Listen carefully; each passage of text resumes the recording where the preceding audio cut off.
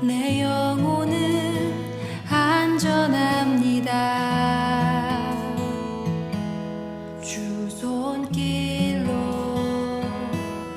내 삶을 안으시니 그 평강이 나를 덮습니다. 내 아버지. 여러분 명절 잘 보내셨어요? 예, 한번 따라합시다. 예수님 안에서 예수님처럼 살자. 아멘. 우리 오늘 내단교회 집사님이 예배 참석하셔서 아멘을 아멘을 크게 하셔서 감사합니다.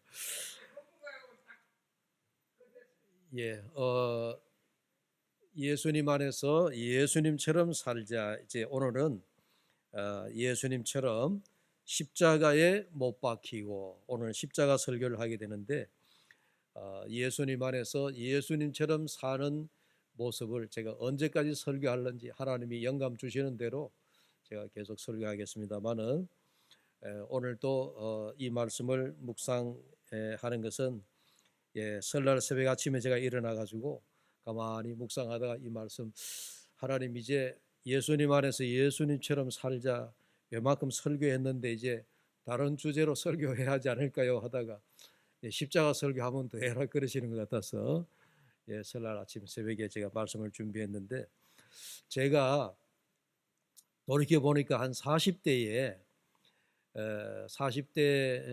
목회할 때에 그러니까 한 90년대부터 시작해 가지고 2000년대 초반까지인가요? 우리 한국 교회에 아주 이제 우리 젊은 목사들에게 굉장히 그 한 이름을 날리던 소 요즘 말하면 인기가 많았던 목사님이 한 분이 계셨어요. 그 목사님이 누구냐면 기장청 목사님인데 기장청 목사님 치고는 아주 굉장히 성령의 뜨거운 불을 받으셨던 그런 목사님이에요. 그래서 한신교회라고 서울에 기장청 신학교 이름이 한신대학교인데 그 한신 이름을 따서 한신교회 이렇게 개척을 해가지고 교회를 아주 크게 부흥을 했던 목사님 이중표 원로 목사님이 있었습니다. 그 당시에는 이제 담임을 하던 때였는데 지금은 물론 돌아가셨죠. 돌아가셨더랬는데 이중표 목사님이 그때 한국 교회에 많은 큰 반향을 일으키고 있었습니다. 이제 이 목사님이 주장하는 목회 철학을 제가 잠깐 소개하려고 그러는데 한마디로 딱 요약을 하면 이중표 목사님의 목회 철학, 목회 정신, 목회했던 그 배경은 뭐냐면 별세 신학이었습니다. 그게 죽는다는 게 별세라고 하는 말이 이제 우리 말로 좀 좀 어려운 말, 별세했다. 우리 사람이 죽으면 별세했다 그러잖아요. 그래서 별세라고 사람이 죽음을 상징하는 별세라고 하는 이름을 따가지고 별세 신학. 물론 나중에 이제 이 목사님이 이제 그 워낙 별세에 대한 얘기를 많이 했기 때문에 그래서 이제 그 뒤에 이름을 신학자를 붙여서 별세 신학이다, 별세 신학자다. 이제 우리나라에서 목회자가 만들어내는 특유한 신학이라고 한다면 할 수 있는데 그래서 별세 신학이다. 그래서 이분은 별세 정신으로 또 별세 철학으로 별세라고 하는 목회 정신으로 목회를 했습니다. 그래 이 목사님의 그 이야기도 많이 듣고 또 쓰는 책도 제가 많이 보고 했는데 그 목사님이 가장 먼저 쓰는 책 가운데 보면 자기가 왜 목회를 하면서 별세 목회, 별세 정신, 별세 신학을 이야기하게 됐는가 하는 그 짤막한 간증거리 얘기가 나와요. 그 얘기를 잠깐 소개하면 이렇습니다. 한날 이중표 목사님이 이제 아주 그 어느 산이었는지 모르지만 등산을 갔는데 높은 산을 숨이 턱에 차오르기까지 등산을 하다가 너무 숨이 차서 이제 좀 쉬게 되잖아요. 쉬는 과정에 자기가 보니까 자기가 쉬고 있는 바로 앞에 큰 소나무 한 그루가 벼락을 맞아가지고 그 나무가 이제 벼락을 맞은 나무 여러분 보셨죠? 등산하다가 탁 이제 죽은 거예요. 그래서 이제 벼락 맞은 나무구나. 그래서 그 나무를 쓰다듬으면서 나무야, 네가 벼락 맞았구나 하고 이제 둘러보니까 벼락 맞은 나무에 하늘은 뚫려 있더라는 거예요. 예. 그러니까 이 목사님이 이제 그날 느낀 감정이에요. 벼락을 맞은 나무에 소나무가 바싹 타가지고 이제 나무는 죽었지만 그 벼락 맞은 나무 그 사이로 하늘이 뚫려 있는데 하늘이 파란 하늘이 보이고 그리고 주변에는 작은 나무들이 잘 자라고 있더랍니다. 그래서 이중표 목사님이 그때 자기의 마음에 큰 울림이 있고 큰 감동이 왔다 그래요. 그러면서 하나님, 나도 이 큰 소나무처럼 벼락을 맞게 해주세요. 그렇게 기도했답니다. 그런데 그 벼락을 맞게 해달라는 기도가 이 큰 나무가 벼락을 맞았지만 나는 성령의 벼락을 맞게 해주세요 라고 기도를 하는데 마음에 얼마나 큰 감동이 오고 감명이 왔는지 자기가 가만히 생각해 보니까 산에 벼락 맞는 나무는 작은 나무는 벼락을 맞지 않더라는 얘기죠. 산에서 가장 높이 있거나 또 가장 큰 나무가 벼락을 맞는 법인데 그래서 뭐 하나님이 이 목사에게 뭔가 이제 성령의 감동을 주셨겠죠. 니도 벼락을 맞아야 산다. 예? 첫째는 벼락을 맞아서 네가 죽어야 되고 둘째는 또 네가 살려면은 성령의 벼락을 맞아야 네가 살 수 있다 하는 그런 하늘의 음성이 들리는 것 같아서 그날 산에서 내려와서 등산에서 내려와 하산하고 난 다음에 그 다음날 성전에 엎드려 기도하는데 하나님이 계속 그 감동을 주시더라는 거예요. 네가 죽지 않고서는 목회를 하지 못한다. 네가 죽지 않고서는 너는 십자가의 삶을 살지 못한다. 그래서 이 목사님이 그 이후에 자기가 목회의 정신을 그야말로 별세 정신으로 목회를 하게 됐다 하는 그런 이야기였어요. 여러분 좀 뭐 우리가 공감이 가는 그런 내용이 많이 있잖아요. 십자가의 신학이라고 하는 것이 결국은 우리가 그게 다 성경에 있는 내용이잖아요. 오늘 성경 본문에 갈라디아서 2장 20절 우리가 너무나 익숙한 말씀입니다.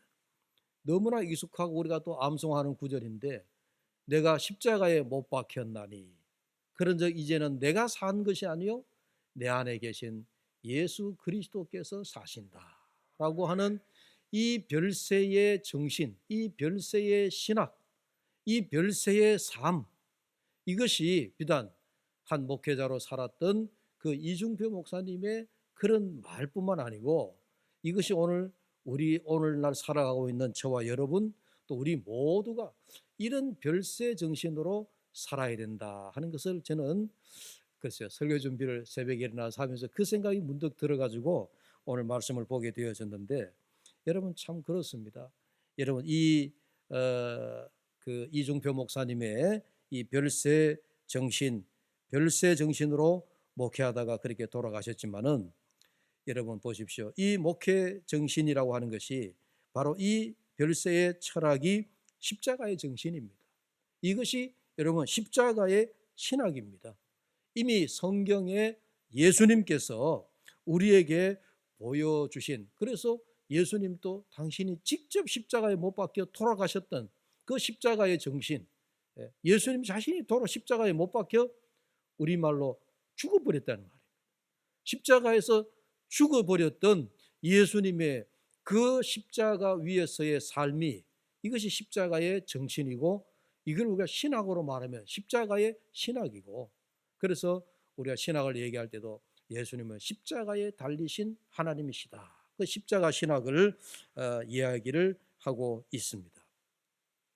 요즘은 저와 동시대에 목회하는 목사님 가운데 또 한 사람을 제가 소개하면 선한 목자교회 경기도에서 목회하고 있는 유기성 목사라고 하면 여러분들이 뭐 유튜브에 유기성 목사 설교도 많이 나옵니다만은 이 유기성 목사님의 책 가운데 보면 나는 죽고 예수로 사는 사람이다 하는 책을 2008년도에 출간을 했는데 한때 나는 죽고 예수로 사는 사람, 이 주제도 여러분 갈라디아서 2장 20절이 주제예요. 예.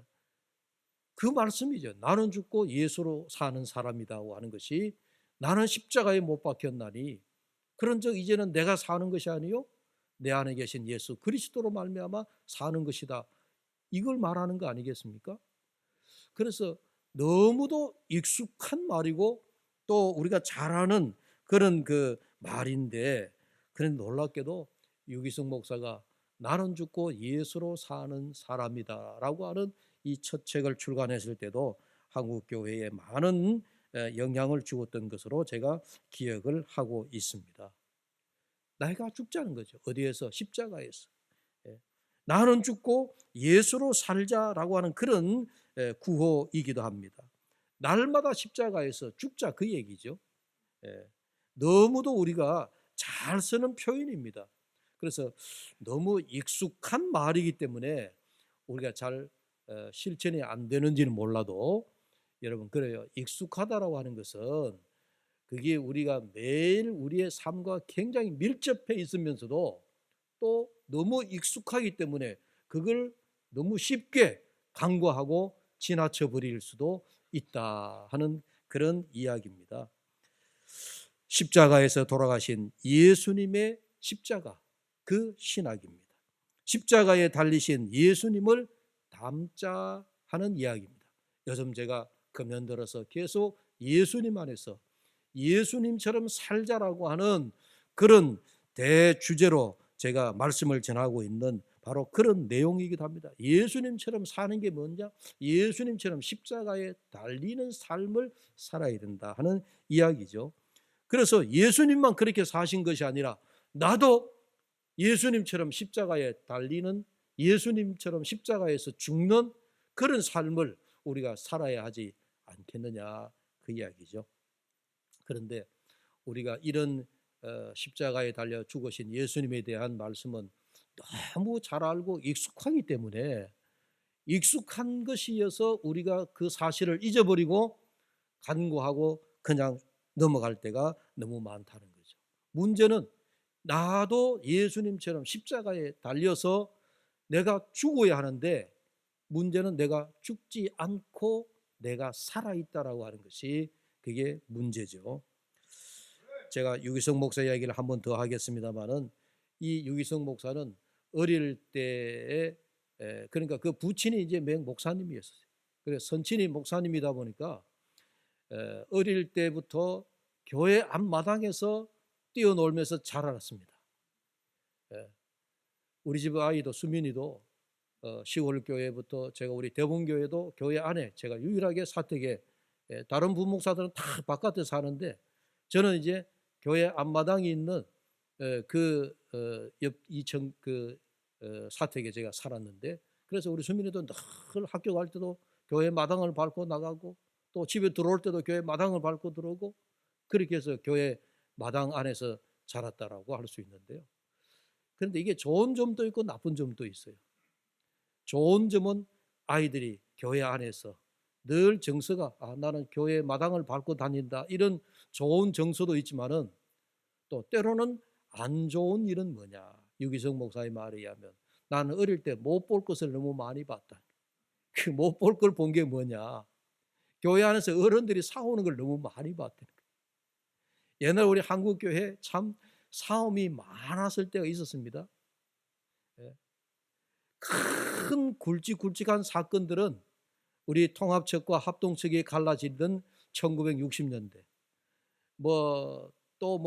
개교회별로 보면 또 교회와 교회 사이에 분쟁이 생겨가지고 교회가 분열되는 모습들 그러다 보니까 어린 시절 유기성이라고 하는 어린아이 머릿속에는 예배당에 가면 늘 교회에서 어른들이 싸운다 예배 마치고 싸운다 이게 이제 머릿속에 남아 있어 가지고 그게 이제 안 좋은 감정을 가지게 되어졌더라 하는 이야기입니다.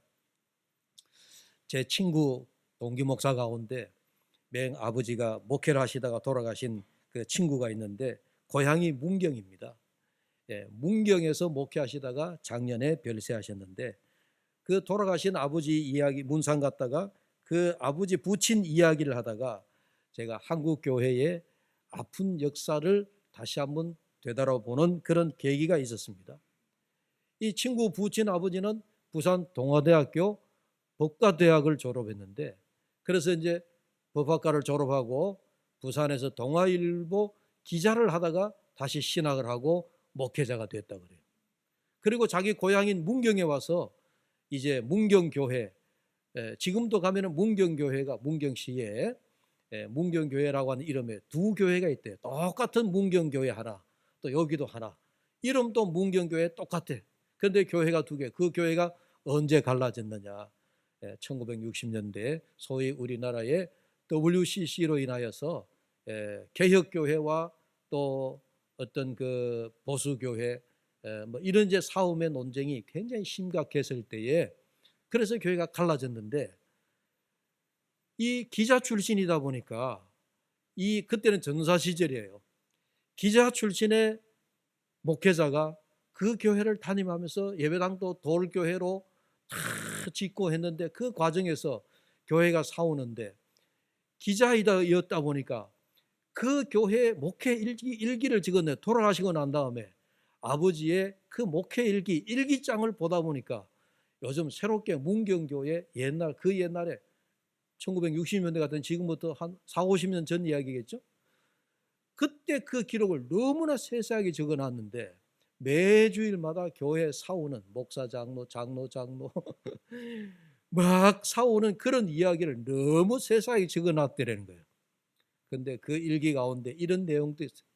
교회에서 하도 사오니까 한 번은 그 동네 어른들이 와서, 동네 이장과 어른들이 와서 교인들이 사오는 사움을 그날은 동네 어른들, 이장을 중심으로 한 그 동네 사람들이 교회 사움을 말렸더라 하는 그런 기록도 있더라는 거예요.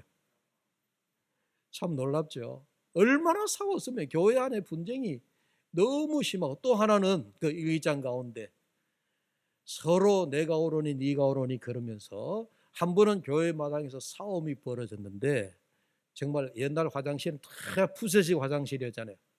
교회 푸세식 화장실에도 오물을 갖다가 퍼부었다. 그런 기록까지 실제로 있더라고요.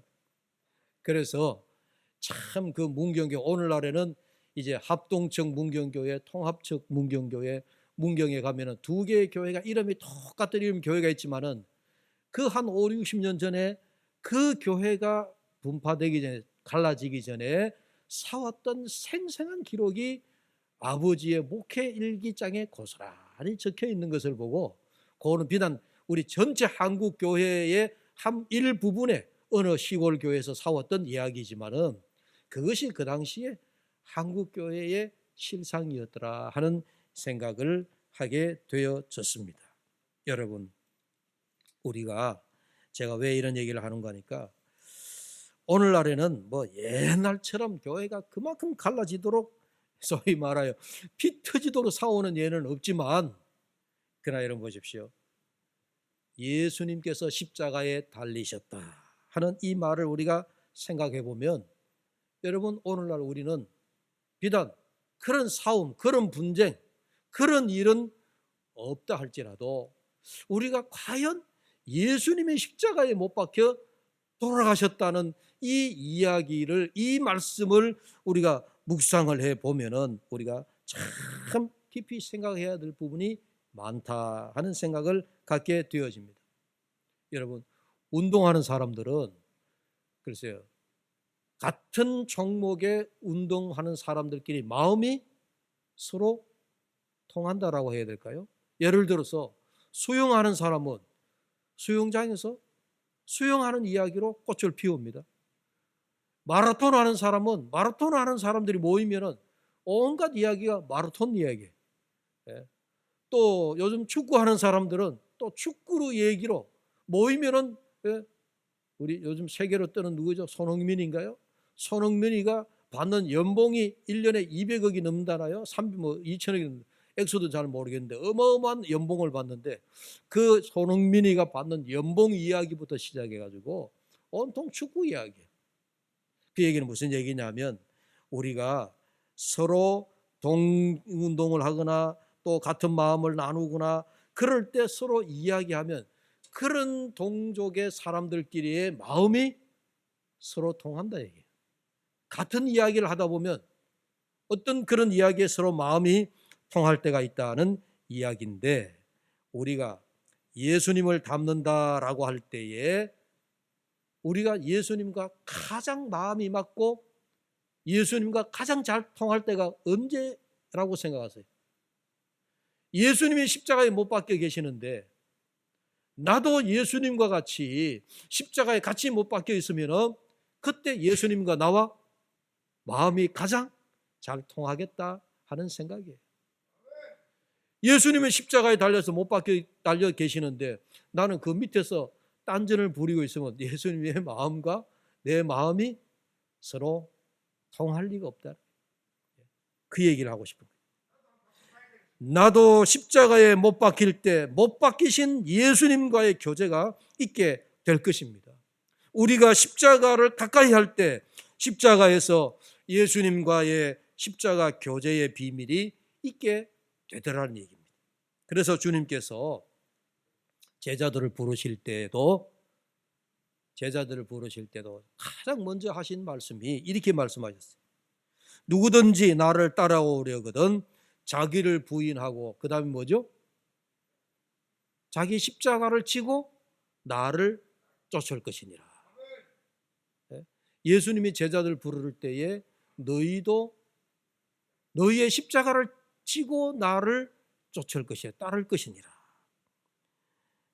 또 마태복음 10장 38절에 보면은 자기 십자가를 지고 나를 따르는 자는, 만약에 자기의 십자가를 지지 않고 따르는 자는 내게 합당하지 않다라고 주님이 그렇게 말씀하셨어요.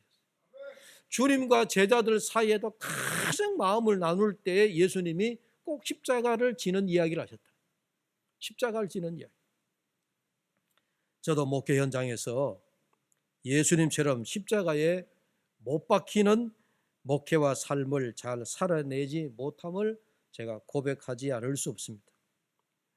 오늘도 우리가 고백 기도문에 제가 그런 기도문을 썼습니다만, 여전히 저도 내 성질이 어떤 때는 괴팍하게 스물스물 올라오고, 여전히 내 고집이 앞세워지고, 여전히 내 주장이 강하게 되는 그런 경험을 수없이 하게 되어집니다.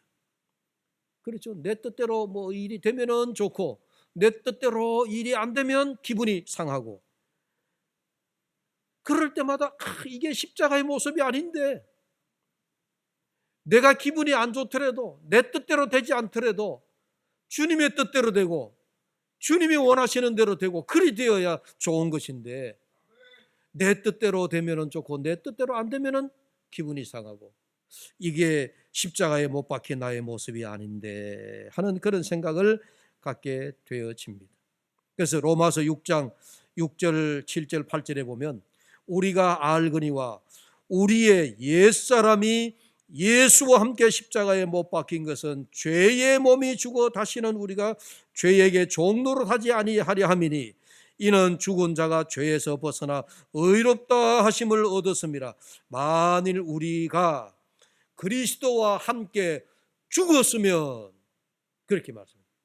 내가 그리스도와 함께 죽었으면 그 다음에는 또한 그와 함께 살지니, 우리가 먼저 죽어야 된다. 십자가에 내가 먼저 죽어야 된다라고 말씀을 하고 있습니다. 여러분, 이제 내가 사는 것은 내가 아니요 내 것이 아니다라고 하는 말씀을 하고 있습니다. 십자가에 달린 삶은, 십자가의 삶은 이건 내 삶이 아닌 거죠. 주님의 삶이어야 된다. 십자가에 달린 것은 이미 과거에 이루어진 일입니다. 저와 여러분이 이미 지난날 주를 그리스도로 고백하고 세례받고, 그래서 예수님을 영접하고 이제 예수 믿기로 작정하고 교회 나와서 예배하고 그렇게 되었을 때 이미 우리는 예수님과 함께 십자가에 다 못 박혔다. 과거에 다 십자가에 못 박혔나니라고 하는 그 말씀이죠. 그런데 십자가에 못 박힌 자가 여전히 자기가 살아서 아직 자기의 소리가 나온다 하면 그건 우리가 아직 온전히 십자가에 못 박히지 않았다는 얘기죠. 갈라디아서 5장 24절 그리스도 예수의 사람들은 육체와 함께 그 정욕과 탐심을 십자가에 못 박았느니라 그랬습니다. 우리가 십자가에 달린 예수님 덕분에 우리 자신은 죽었지만 그러나 또한 내가 주님과 함께 다시 살아났다, 산다라고 성경은 말씀하고 있습니다. 우리 자신이 주님과 함께 죽었습니다. 죽어야 됩니다. 죽어야 내가 그리스도 안에서 이제 새롭게 사는 것입니다. 이게 십자가 삶의 원리거든요. 다시 별세 목회자 제가 이중표 목사님 일화를 하나 소개하고 예배를 마치려고 그러는데 30대에 그러니까 이중표 목사님이 서울에 와서 개척하기 전에 전라도 어느 시골에 아주 시골 마을에서 목회하던 적에 30대 아주 초반에 젊은 전도사 시절이니까 이제 아주 혈기를 가지고 왕성하게 교회를 부흥시키겠다고 교회에서 막 열심히 기도하고 목회를 하는데 교회 장로님 한 분이 이중표 목사를 계속 목회를 어디를 계속 간섭하고 요즘 말하면 이제 전사님을 계속 이제 못마땅하게 여겼던 거예요. 그래서 이제 한 번은 새벽 계단에 이 목사님이 엎드려서 하나님 장로님이 내 목회하는데 너무 걸림돌이 되니까 하나님 저 장로님을 좀 변화시켜 달라고 장로님을 변화시켜 주든지 안 그러면 나를 이 교회에서 떠나 나가 다른 교회를 가게 하든지 하나님 둘 중에 하나를 해달라고 기도했다는 거예요. 너무 장로님이 목회하는데 힘들게 하니까 하나님 나 도저히 이 장로님 때문에 내가 목회를 못 하겠습니다. 그러니까 장로님을 변화시켜 주시든지 나를 이 교회에서 떠나보내게 하든지 그렇게 해달라고 새벽 계단에 엎드려 기도하는데 하나님이 뭐라고 대답을 주시는고 하니 뭐 하나님은 직접 들었는지 어쩐지 모르지만 하여튼 이 목사님이 마음에 그런 감동이 왔대요. 목사님 이 목사야 그때 전사 시절이에요. 이 전도사야 그 장로를 변화시키려고 하지 마라. 하나님이 나도 안 된다. 나도 안 되니까 그냥 네가 죽어라 그러시더래요. 네가 죽어라. 네가 죽으면 교회가 산다. 여러분 엎드려 가지고 장로님을 변화시켜 주십시오. 장로님을 변화시켜 주십시오. 아니면 나를 다른 교회로 보내 주십시오. 기도하는 이중표 전도사에게 하나님께서 네가 죽어라. 그런 응답이 왔더라는 거예요. 여러분 이게 십자가의 별세 신학입니다. 이게 별세의 목회입니다. 그래서 저도 그 얘기를 듣고 참 저도 마음에 저도 목회하는 입장에 내가 목회 힘들면 하나님 아무개 나를 힘들게 하는 아무개 장로 나를 힘들게 하는 예를 들어서 아무개 집사 나를 힘들게 하는 아무개 권사 하나님 변화시켜 주십시오. 저도 뭐 그렇게 기도할 거 아니에요. 그런데 하나님이 주신 응답은 그를 변화시키려 하지 말고 네가 죽어라. 아마 여러분들도 마찬가지일 겁니다. 하나님 나는 누구 때문에 신앙생활하기 힘들고 나는 누구 때문에 나는 교회 가기 힘들고 그럴 때마다 하나님이 아마 여러분 기도하시면 하나님이 동일한 응답을 주시리라 믿습니다. 네가 죽어라 십자가에서 그렇게 말씀하시지 않겠습니까? 예수님의 십자가 달리신 모습을 한번 봅시다. 바리새인과 서기관들 유대 지도자들이 그 당시에 변화되었습니까? 예수님을 그렇게 힘들게 하던 바리새인들 예수님을 그렇게 어렵게 하던 예수님이 조금만 뭘 해도 예수님이 당신이 왜 그러냐 그렇게 시비를 걸던 바리새인들 서기관들 그 랍비들 그들 변화되었습니까? 성경에 그들이 변화되었다는 말씀은 없습니다. 그들이 변화되지 않고 십자가에 달리신 이는 누구였죠? 예수님이 십자가에 달리셨다는 거예요. 예수님 십자가에서 죽으셨다. 바리새인들을 변화시키고 서기관들, 랍비들을 물론 하나님이 변화시키 하나님이시니까 못하실 일이 없으신 하나님이지만은 여러분 예수님이 십자가에 달리시는 것을 우리에게 보여주신 것은 오늘날에도 우리에게도 마찬가지라는 거죠. 남을 변화시키려 하지 말고 누가 변화되어야 되는 거예요? 내가 변화되어야 되는 거죠. 남을 변화시켜 남을 바꾸려 하지 말고 내가 십자가에 달려 죽어버리면 된다는 얘기예요.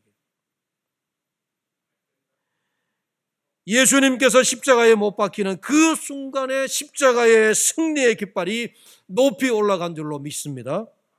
십자가에 못 박힐 때 죄에 대하여 승리합니다. 육체의 정욕에 대하여 승리합니다.